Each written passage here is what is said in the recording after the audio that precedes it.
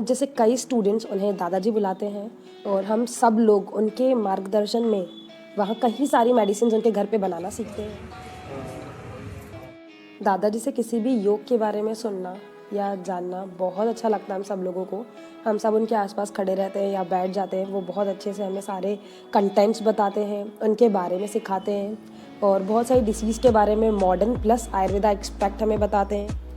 दादाजी ने पारद का बंधन किया है, पारद को शिवलिंग में बांधा है, जो कि इंडिया में सिर्फ कुछ ही लोग होंगे जिन्होंने ऐसा किया है और ये एक बहुत बड़ी उपलब्धि है। उनका एक्सपीरियंस एक समुद्र की तरह है, उनका नॉलेज समुद्र की तरह है, जिसमें से हम सिर्फ और सिर्फ कुछ बूंदें या कुछ ग्लास निकाल सकते हैं पानी, बाकी हम बिल्कुल भी नहीं समझ सकते कि वो नॉलेज कितना ज़्यादा डीप है। तो आइए आज उनकी कुछ बातें सुनते हैं, उनसे कुछ बातें करते हैं और कुछ डिसीज़ के बारे में जानते हैं। उनमें से कुछ डिसीज़ेज़ हैं आमवात, थायराइड और उनके कुछ योग वो बताएंगे हमें, जिनके थ्रू हम लोग घर पर बैठे बैठे भी इमरजेंसी ट्रीटमेंट या फिर घर की कुछ चीज़ों से मैनेजमेंट कर सकते हैं। और जिसने भी अभी तक मुझे फॉलो नहीं किया है, प्लीज़ जाइए इंस्टाग्राम का अपना पेज खोलिए, उस पर Ayurveda talk on diet search कीजिए एंड फॉलो कीजिए। इस वीडियो को एंड तक देखिएगा। एक बीमारी तो बहुत पुरानी है, परंतु वर्तमान में उसको नया नाम दे दिया गया है थायराइड। अब थायराइड के बारे में हम जानेंगे तो हमें पता होगा कि थायराइड में दो प्रकार से विकृति होती है। पहली विकृति होती है एनाटॉमिकल चेंजेस और दूसरी होती है फिजियोलॉजिकल चेंजेस। एनाटॉमिकल विकृति में थायराइड ग्लैंड का इंलार्जमेंट ऑफ थायराइड, मॉडर्न से उसको बोलेंगे इंलार्जमेंट ऑफ थायराइड। थायराइड ग्रंथि का बड़ा होना अर्थात गला बड़ा होना। फिजियोलॉजिकल में अर्थात उसकी क्रियात्मक विकृति में उसके जो सिक्रीशन है T3, T4 और TSH, इनका कम या ज्यादा होना। इसमें भी दो प्रकार की विकृति होती है, हाइपो और हाइपर। अब पहली बात, हम आयुर्वेद में जब संप्राप्ति चलते हैं उसकी, तो हमारे आयुर्वेद में बहुत सारे लोग कहते हैं तो बीमारी नहीं है। हमारे यहाँ चरक में लिखा है कि जो यहाँ है वो सब जगह है और जो यहाँ नहीं है उसका सोचना भी व्यर्थ है। तो फिर ये नई बीमारी कैसे हो गई? ये शरीर में क्या बाहर अभी आने लग गई क्या? सन 2000 के बाद थायराइड 2000 के बाद आने लगी?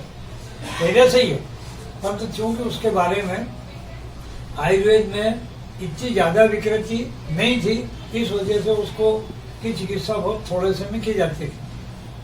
अब हम जहाँ तक इसकी संप्राप्ति का सवाल है, हमारे आयुर्वेद के विद्वानों से हम पूछते हैं कि थायराइड की संप्राप्ति क्या है, तो आयुर्वेद के विद्वान लोग भी इधर उधर झांकने लगते हैं, ये तो नई बीमारी। अरे नई बीमारी नहीं है तो वो वातपित्त का भी। हमारे यहाँ कहा हृदय प्राण गुदे अपाने व्यानो सर्व शरीर का। व्यान वायु जब विकृत होती है तो सुश्रुत के मतानुसार दोषों की 6 प्रकार की गतियां होती हैं। प्रसार, प्रकोप, प्रशमन, स्थान संशय, व्यक्ति और भेद। तो उदान वायु स्थान संशय करती है कहाँ पर? थायराइड ग्लैंड पर। और जब वो वायु दो प्रकार से विकृत होकर के करती है, वायु क्षय होकर के और वायु वृद्ध होकर के। तो वायु जिस समय क्षय होगी उस समय दूसरा दोष कफ का बढ़ेगा। तो जब कफ दोष बढ़ेगा तो वो ग्रंथि अपने आप में बढ़ जाएगी और जब वो क्षय होगा तब उसकी क्रियाशीलता, क्रियात्मक विकृति T3, T4 और TSH कम ज्यादा दोष के अनुसार उसके होंगे। तो आयुर्वेद की इसकी चिकित्सा में बड़ी सामान्य सी बात है। योगराज गूगल 3-3 ग्राम सुबह शाम, 10 मूला रिष्ट भोजन के पश्चात, 30-30 ml दोनों समय और 5 शक्कर चूर्ण 5 ग्राम रात को सोते समय गर्म पानी के साथ देने से 4 से 6 महीनों में थायराइड की क्रियात्मक विकृति T3, T4 और TSH बिल्कुल ठीक हो जाता है। जहाँ तक रचनात्मक विकृति का सवाल है, उस रचनात्मक विकृति में हम आयुर्वेद में कांचनार गूगल का प्रयोग करते हैं। 2 से 3 ग्राम कांचनार गूगल, 10 मूला रिष्ट और 5 शक्कर चूर्ण 4 से 5 माह देने से कितना भी बढ़ा हुआ थायराइड है आधे से ज्यादा या पूर्णतया ठीक हो जाता है।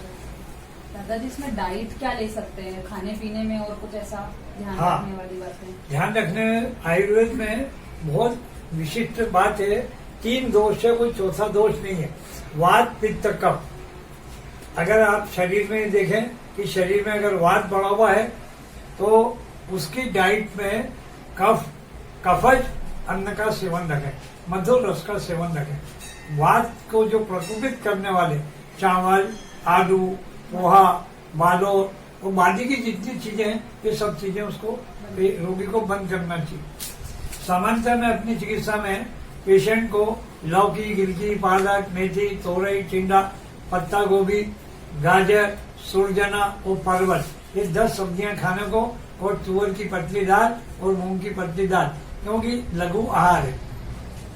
रोगी बहुत ज्यादा ये खाने से वो खाने नहीं, जो लिख दिया है कि 10 सब्जी और 2 दाल, यही आपको खाना है। और इसके अलावा दादाजी जो दोनों तरह की, जो रचनात्मक और क्रियात्मक विकृति, दोनों में यही डाइट रहेगी आप? दोनों में यही डाइट रहेगी। और इसको पहले से हम ध्यान रखें कि फैमिली हिस्ट्री किसी की रहती है कि है?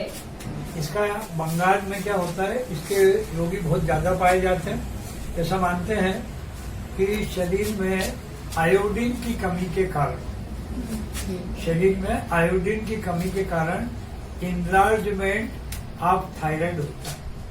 तो बिहार में बहुत ज्यादा गवर्नमेंट ने देखा तो उन्होंने सीधे से नमक के अंदर आयोडीन मिला दिया, परंतु चूंकि ये पूरे देशवासियों के लिए ये उपयुक्त नहीं है। क्यों कि जहां पर आयोडीन की मात्रा सफिशिएंट है। अब मैं एक बात आपको बता दूं कि प्रकृति ने इतनी अच्छी व्यवस्था कर रखी है गरीब और अमीर सबके लिए, कि गरीब आदमी एक सीजन में जामफल, पूरे पेट भर के पका हुआ जामफल खा लेता है, तो उसके शरीर में पूरे वर्ष भर तक के लिए आयोडीन संचय हो जाता है। ऐसी व्यवस्था vitamin A, B, C, D, E, F, P और के किसी में नहीं है। जितना भी प्रकृति ने इसमें, क्योंकि ये सारे विटामिन 12 महीने उपलब्ध होते हैं, परंतु जामफल केवल सीजन में आता है। इसलिए प्रकृति ने इतनी बढ़िया व्यवस्था करी है कि अगर थायराइड वाला व्यक्ति या सामान्य व्यक्ति एक सीजन में पेट भर के जामफल खा लेता है तो उसको वर्ष भर तक थायराइड की विकृति होने का कोई चांस नहीं है।